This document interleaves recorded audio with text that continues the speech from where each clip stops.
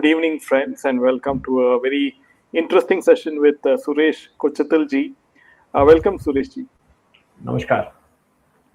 So, coming to the first point, Rahul Gandhi is at it again, and this time he said that the India-US trade deal, is going to affect the interest of the Indian farmers. So he has tried, so many, things like, supporting the shirtless protest in the AI summit, and also the kind of, lectures he gives in Parliament regarding the, kung fu, and also, a lot of things. So, what is really going on? Is he getting advice from the Chinese Communist Party or George Soros Foundation? See, first of all, I had tweeted about this yesterday, Jaydev. Guys, literally foolish. Do we have a deal? We don't have a deal. We have not signed a deal. We have a framework agreement in place. And what the framework means, you work within those parameters and then you come up with a draft. And then the draft is gone through some 10 or 15 times before you come to a final draft. And the final draft is then vetted by both the governments and then it is signed off. So maybe April, May, or June, it will finally happen. Now, with the latest Supreme Court ruling in the US, that also looks a doubtful possibility because we are seeing that the European Union has also pulled back. Japan is asking, what's in it for me now? South Korea is facing the same situation. There, they may even delay the voting again. South Korea also has not voted. Their parliament has not approved. But here, Rahul Gandhi is saying we have signed an agreement and the farmers are losing. I want to ask Rahul Gandhi in an open debate, tell me 5 points where the farmers are losing out. 5 points, that's enough. He claims Indian farmers will lose out. How? We don't grow much of almonds in India. We import a lot of it. We import cotton. We import even cashew nuts too, because our production is low. We import apples even now, and this all happening from the regime, Congress regime onwards, Manmohan Singh time onwards. Nothing new about it.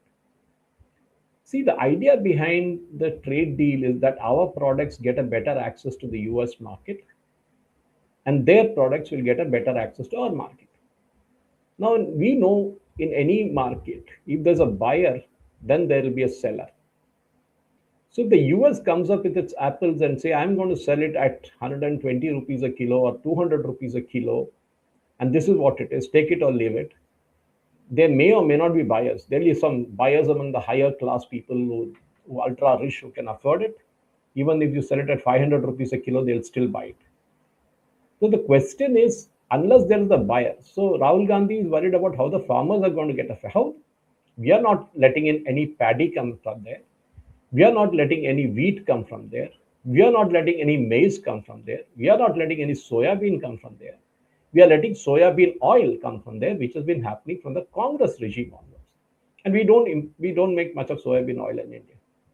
So where is this happening? I fail to understand. I mean, this guy is such an idiot that he doesn't even know that the deal has not been signed. He's just trying to provoke the so-called farmers, which his regime had totally neglected during their time. Other day, I saw one of the farmer leaders asking, "We should be allowed to sell to anyone in this country." Arey boss, that's exactly what Prime Minister Modi had suggested or brought in the farm bill for, so that you could sell it to the highest bidder. Today, tomatoes are selling at 3 rupees a kilo in Telangana. They're dumping it on the road. They're giving it free, the farmers, because they can't sell it. Even if you need to transport it to the market in Hyderabad or other cities, you need to spend another 10 rupees a kilo for that. They can't get that kind of returns now. Just below my office, I saw one vehicle with saying 10 kilos, 100 rupees tomatoes. Imagine.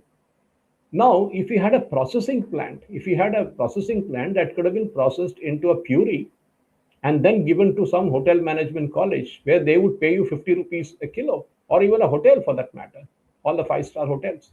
They use a lot of tomato puree. I'm just giving you one example of it, Jay, a practical example of how problems need to be sorted out. I mean, this is something that's already happening. Of course, the problem is in our country is that the production schedules vary. And one day the tomatoes will sell for 60 rupees a kilo, and then it comes down crashing like now at just about 5 rupees or 3 rupees a kilo. This is the problem, because that is one perishable product you can't keep. So where is it that we are importing from the US? We are not importing tomatoes. That is not why the prices have crashed. It's overproduction, simple as that. We are not importing onions from the US. No, we are not doing it. So where is the farmer? He's just trying to provoke people. Basically an anarchist. Okay, you some talked about Soros and all that. Soros is a foolish guy. He's backed so many revolutions across the world that most of them have failed. So he's no longer in the picture now. This guy goes around making such foolish statements. Piyush Goyal has clarified 101 times, saying that these are the list of 100, 200, 300 products which we are not letting in from the US. See, he is mostly dependent on Trump for his statement, Rahul Gandhi. He said Trump said that America will not pay anything and India will pay tariff. Who said it? Who said it? Trump said it. The same guy who said that Indian economy is dead, and promptly Rahul Gandhi picked it up and said, yes, yes, yes, Indian economy is dead. Where are we dead? It's American economy that is dying. We are still the third largest economy. See the GDP of America this time. Hardly any growth. That is what we need to. So this guy basically has no idea. He just does it drama for the camera. That's it. And I think anybody who wants to debate with him, he will not even come on. He only wants to say Modi surrendered. Who surrendered? Today morning, I've seen a list of things which Congress has surrendered. We surrendered Kashmir, half of it given to Pakistan, other half of Ladakh given to Chinese. We went to the UN against the advice of Sardar Patel and made Kashmir an international dispute. Who did all that, sir? Who surrendered? Why did Manmohan Singh government surrender to the US or the nuclear deal, a nuclear blast? There have been many things like that.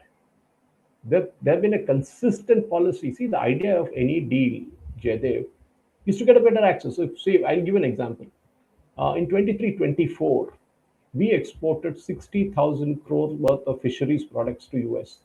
60,000 crores, 23-24. I don't know the figures for 24-25. It will be naturally higher. Now, what happened was, in that 60,000 crores, 40,000 crores were shrimps. Shrimps, imagine.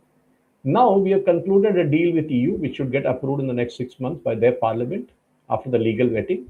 We are signing up a deal with GCC countries. We are signed the framework agreement. Suppose we get a 0% access to those countries for our fishery products, including shrimp. Where will we produce this extra from? We are not ready to ramp up the capacity as yet.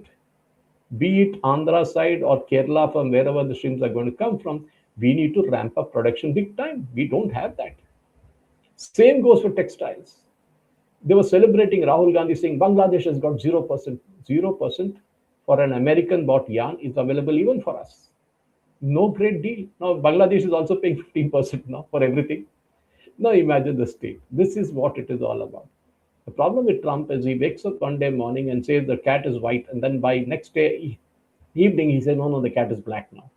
So this is he's an unstable character. Today's State of Union address is going to come up. By the time I think we have this telecast of this program, it will be the State of the Union address. What is he going to say? This is same statement Rahul Gandhi keeps repeating. He'll say 11 jets shot down.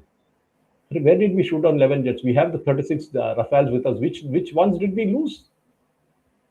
The Dassault Aviation has the keys of each of the aircraft with them, the electronic keys. They can detect which of the aircrafts are active. And they've certified all the 36 are there. When an aircraft is having a problem, it is grounded, it is being repaired.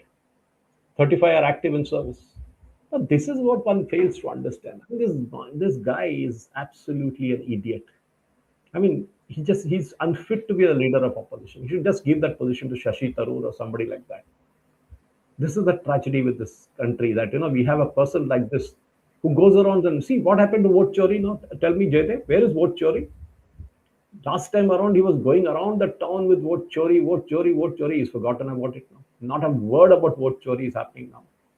Then he went about SIR in Bihar. He said that this SIR mein wo ho raha, ye ho raha. Finally, the Supreme Court stepped in. Now he's keeping his mouth shut. This also same thing will happen. Before that was Pegasus. Before that was Rafale. So every parliament session, he will come up with something new. That is what Rahul Gandhi is all about. And then he shifts the goalpost. He moves away, shoots and scoots. That does not take him seriously. I know he's an anarchist, but he cannot provoke anybody. He can only get his party man or his party, so called Youth Congress, whose president was once accused of rape in Assam. And the lady who accused him of rape was expelled from the party. I mean, the guy, the Vice Indian Youth Congress president, is from your state, Jaidev, and the guy who was accused of rape. No action was taken against him. And this is the party which talks of women's rights and all that kind of nonsense. And this is what it is. Rahul Gandhi is just an anarchist. He just moves from one. Look at even Samajwadi Party condemned it. Why has Jagan condemned it? The shirtless protest, so-called protest. It was a conspiracy. The police have uncovered a conspiracy. They have got this guy arrested. The judge himself made a comment saying this was against the country what you did. This is what it is all about because he believes that that is Nepal kind of protest. Nonsense. 15, 20 guys, paid guys who have been given money to come and protest, do this kind of stuff in an international audience. Good, they got kicked. I'm so happy. They should have got beaten up actually more. Sorry for advocating violence, but that is the only language these guys understand. Yeah, and also he's just right now he has said that the Epstein files and the US case against Adani has kept Modi away from the parliament. So this is the latest. I fail to understand where is this guy coming from here? In the list of people who are accused of anything in that thing which was published by the US government, there is not a single Indian name in that. The 300 or 400 names which have been updated to the Department of Justice. There's not a single Indian name in that. I mean, this guy's father made money, tons of money. His mother made money. We know the Bofors case, what happened. We know the Augusta Westland scam, what happened. We know the Scoping scam. Who made the money? Who are the people who are fiddling around this? It was made by one family sitting in Delhi. We know who it is, with Ottavia Quattrochi as their agent. I mean, I'm surprised with the Modi government that they have left everything aside. These scams should have been brought to the light. They should have been prosecuted. Chitra Subramaniam did such a wonderful work with Bofors, so much so that her boss, Narsimhan Rao, who's a card-holding member of the Communist Party and a Chinese agent, was scared. He stopped, taking those episodes of the Bofors into it, and she had to go to Indian Express after that. This is what it is. Scoping scam. What happened? What happened to the Augusta Westland scam in which this Rahul Gandhi's, I don't want to say who was involved. She was involved openly. We all know who changed the specifications of the Augusta Westland deal just to benefit one particular company. And then she talks of the Rahul Gandhi had the guts to talk about Desoy and Adani. He is basically a Chinese agent. When Rafale came in, he objected because he didn't want Rafale to come into the Indian Air Force. And that Rafale showed its powers during Operation Sindhu. And this is what it is, Jaidev. This guy is nuts. Hardeep Singh Puri made it clear what his role was. He was an Indian ambassador at that point in time. Later, he retired from the IFS. But what kind of NGO work he was doing there in the US and how he came, nothing. I mean, this guy should be prosecuted, Rahul Gandhi, for all this kind of stuff. Every other day, he's in some court or the other for getting, defamation and this and that. He apologized in the Supreme Court. He apologized. His mother called Modi ji as Maut ka Saudagar. And we know what happened to that. The Congress lost an entire election because of that allegation. No wonder, the people say that Rahul Gandhi is the biggest BJP's star campaigner. True, because the guy butts out one foolish stuff after another, and nobody believes it. It's a case of share aya, and finally when the share comes, nobody believes it. That's what is happening to Rahul Gandhi. I think he should just retire and go away. He's unfit to be a politician, unfit to even to be a leader of opposition. Yeah, he's also losing allies every day.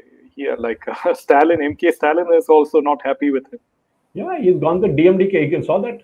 He's already had talks with them. He said he'll give them a Rajya Sabha seat and he will let them contest an alliance, and DMK, other parties and all are lining up to beat him. And this man says, no, you need to have a tie-up with me. We need to have share of power. Arey boss, get 10% votes in Tamil Nadu. Then we will talk. Let Congress get 10% of votes on its own. If they contest on their own, they will lose all the deposit in every constituency. Let them try that in West Bengal.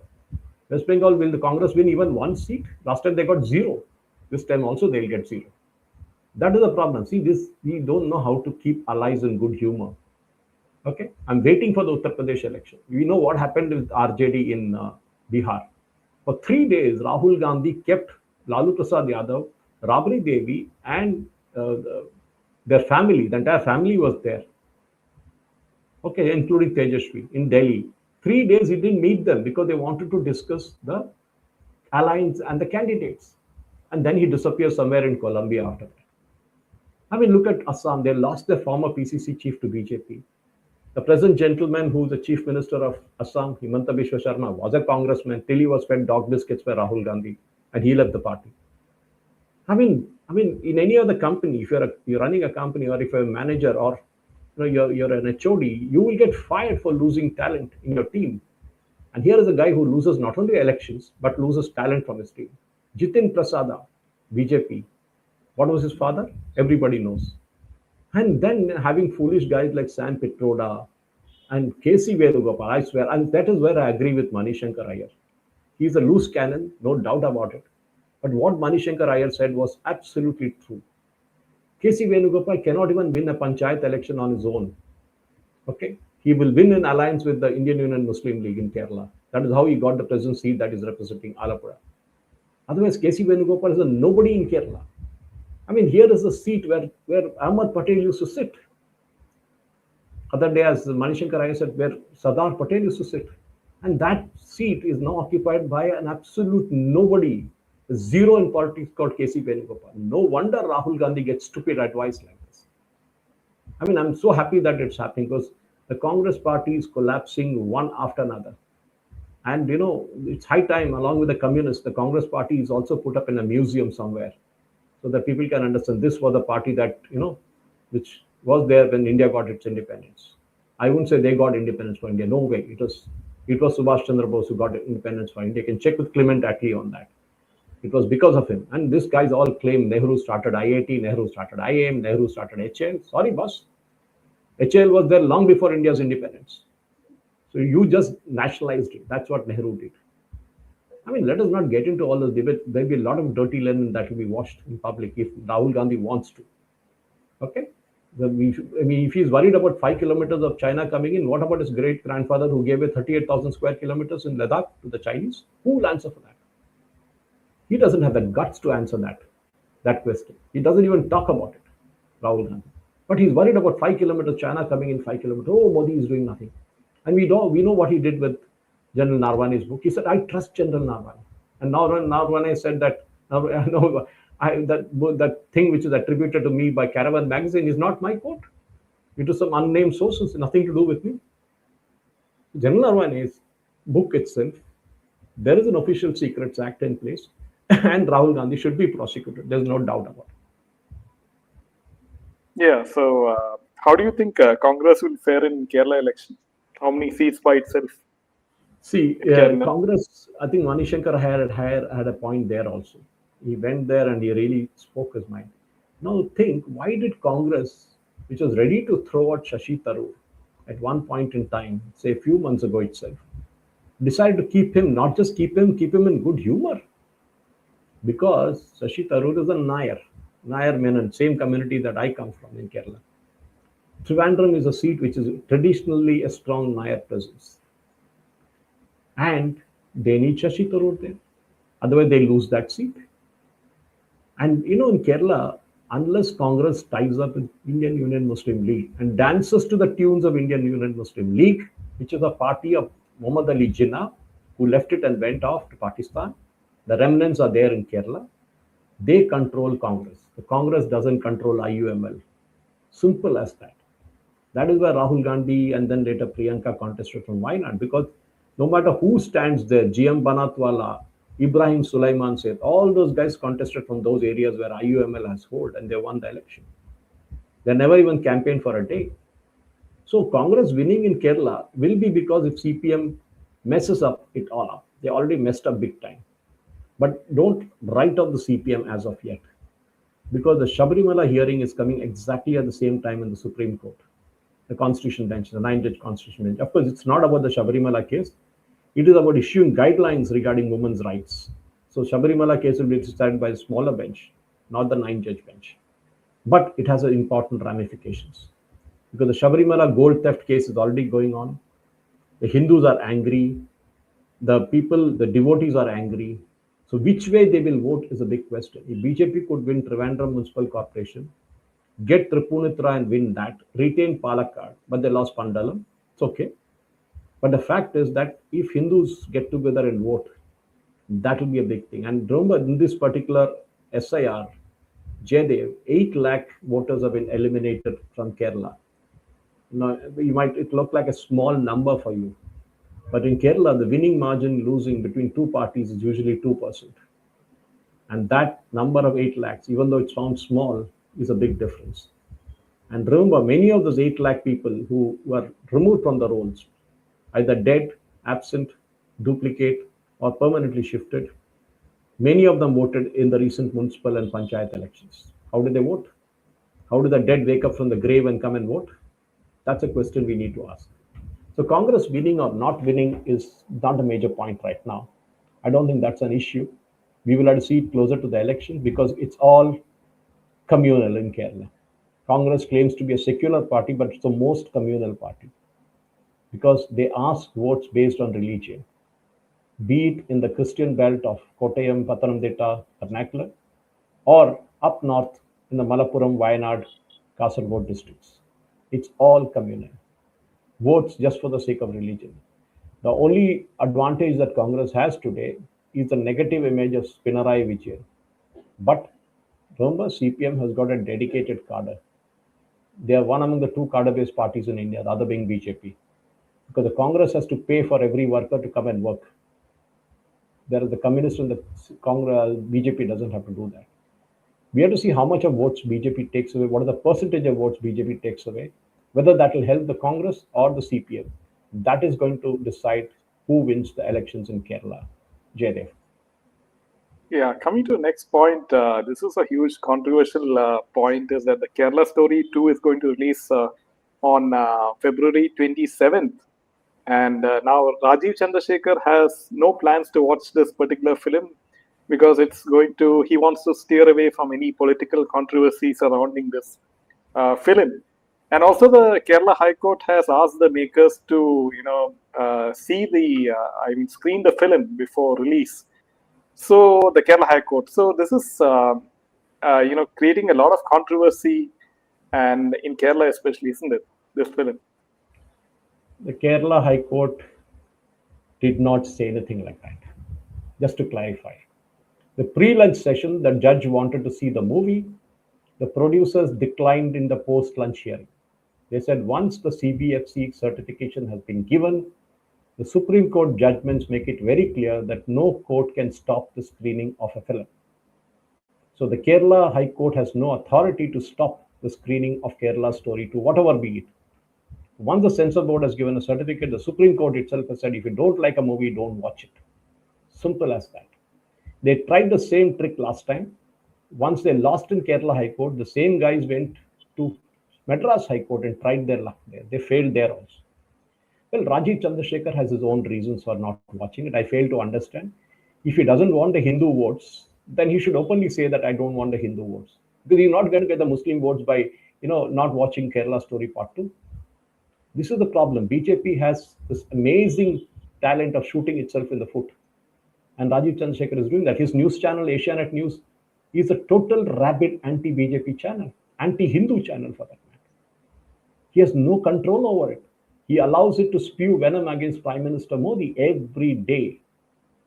This is what that channel does. And why is Rajiv Chandrasekhar not doing anything? He says, oh, I have no control on the channel. Sorry, your Jupiter Entertainment controls the majority of that channel. Your daughter sits on the board. Don't give us that crap. So Rajiv Chandrasekhar doesn't want Hindu votes. Hindus should not vote for BJP then. Let it make it very, very clear that what happened in that movie in Kerala Story Part 2, the producer and the director have said that every incident that in that movie is documented by way of an FIR or a conviction.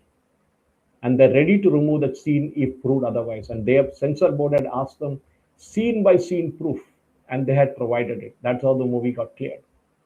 So Rajiv Chandrasekhar doesn't watching it will not help. And let me make it very clear, it is not Rajiv Chandrasekhar who won the election for BJP in Tiruvananthapuram Municipal Corporation. It was the local councillors who really worked hard because last time also they had got 45 seats. They've just managed to tip it over 50, get to 50 exactly. They are the ones, V.V. Rajesh and others, who worked really hard on this. Hats off to them. But this gentleman, Rajiv Chandrasekhar, has an amazing ability to shoot himself in the foot. He makes comments like this before also. If he doesn't want the Hindu votes, he should openly say, I don't want the Hindu votes. So be it. Let it go that way. Because anyway, the dominant Hindu organizations like the Nayar Service Society and the SNDP are anyway at loggerheads. Hindu votes will get split again. And when you asked me earlier whether BJP will win, it will never win because the Hindu votes get split. Three ways. 43% Hindus are there in Kerala, and those are only in certain constituencies. The rest of the place, Hindus are in a minority in Kerala. It's either the Christian majority or the Muslim majority. So that is what it is. If Rajiv Chandrasekhar doesn't want to show the truth or see the truth, then so be it. But don't come and ask for votes next time. We Hindus will give it back to you. We'll ask you the same question. Do you have the guts to admit Islamic extremism or not? Do you have the guts to admit that there is love jihad happening in the country? In 1991, the Kerala DGP had given an affidavit in the Kerala High Court saying that 6,000 young women are missing in Kerala. 6,000, 1991. We are in 2026. And all these guys go by that one dialogue in that movie Kerala Story saying, Mere jaise 33,000 ladkiyan idhar Afghanistan mein hai. Yes, she never said it is from Kerala. She said Mere jaise. But none of our guys questioned that Mere jaise. They all said, oh, they claimed that movie claimed that they are from Kerala. Never said anywhere. Sorry. If you want to know the true story, Jaydev, please interview the girls from Asha Vidya Samajam in Tiruvananthapuram. I'll give you the numbers. They have got back 5,800 girls who got converted into Islam back into Hindu religion, and some were also from the Christian religion. They did amazing work. They're still doing it, the Asha Vidya Samajam. Please speak to them. Then you will understand whether the Kerala story is true or not. Who were these 5,800 girls who were brainwashed by Islamists, converted in the name of love jihad? And these people brought them back, counseled them, and did a ghar wapsi for them. You should speak to them. That will show you the true picture of what is happening. All this hype about Kerala story and all, it is true, absolute. The Kerala bishop, a bishop in Kerala had spoken openly in church, saying the same thing. And he went ahead and he said, there is also a narcotic jihad happening by entrapping girls using drugs in Kerala. Guys belonging to a particular religion are cheating our Christian girls. Open accusation made by a bishop, not a pastor or a father. A bishop in a church in Kerala a few years ago. And what happened? Pinarayi Vijayan government filed a case against that bishop for stating the truth. None of the Christian organization had the guts to stand up for that bishop. The poor guy was left to fend for himself. And later, I think he had to even apologize. That is the strength of the jihadis in Kerala. Pinarayi Vijayan's predecessor before him, we know, V.S. Achyutanandan, the video is still there on the YouTube. He openly said that by 2030, Kerala will become an Islamic state. A former chief minister, or then chief minister, V.S. Achyutanandan, openly admitting that he has intelligence from his police forces that Kerala will become an Islamic state by 2030. Now that date has got extended to 2047 as per PFI seized documents in Bihar. I'm not surprised. I mean, we all like to bury our head in the sand saying, oh, no, we are a secular country. Keralites eat beef. Does anybody of this so-called Prakash Raj types have the guts to say that I will eat pork in a Muslim's house? You know what will happen to him then? It will be sartan pe juda after that. But he will mock the Hindus. And our own Hindu community allows ourselves to be mocked. We will face the same situation that the Jews faced in the Second World War. Mark my words. This is exactly what will happen to Hindus because the deniability factor to remain secular will hit them hard. But then they'll know what to do. They will not know what to do. There will be nobody to help them at that point in time. 20, 30 years from now, that is what will happen. Mark my words, Jaydev.